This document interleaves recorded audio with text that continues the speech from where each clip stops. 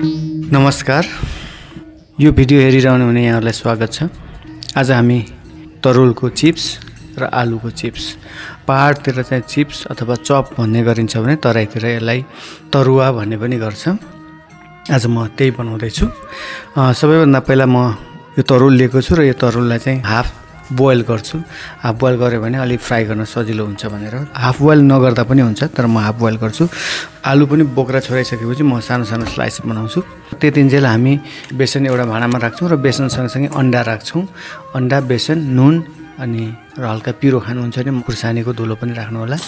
यो राखेर पानी अलिकति राखेर घोल्छौँ हामी।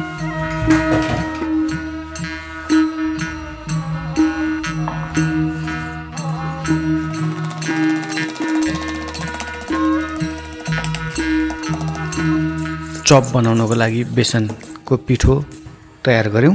अब चाहिँ एउटा भाँडा तताउँछौँ र त्यसमा तेल राख्छौँ। तेल तातिसकेपछि अब म बेसन नराखेको यो प्लेन चिप्स बनाउँदैछु। यो तरुल आधा बोइल भइसकेको तरुललाई सानो सानो स्लाइस गरेको छु। यो स्लाइस राखेर फ्राई गर्छु।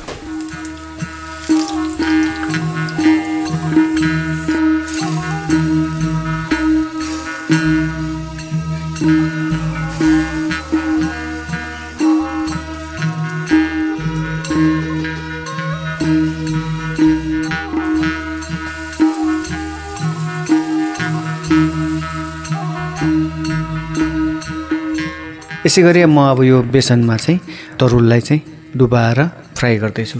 यसलाई पहाडतिर चप पनि भन्ने गर्छ, तराईतिर तरुवा भन्ने गर्दो रहेछ। यसरी तयार गर्दैछु यो तरुलको चप अथवा तरुवा।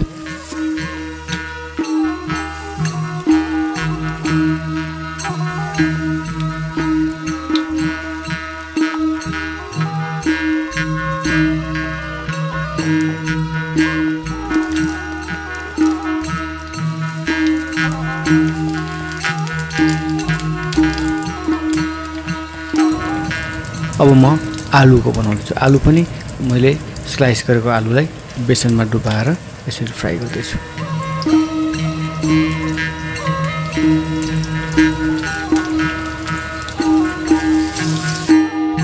यसरी बनाएकोलाई भन्छ चप, तरुलको चप, आलुको चप अथवा तरुलको तरुवा वा आलुको तरुवा।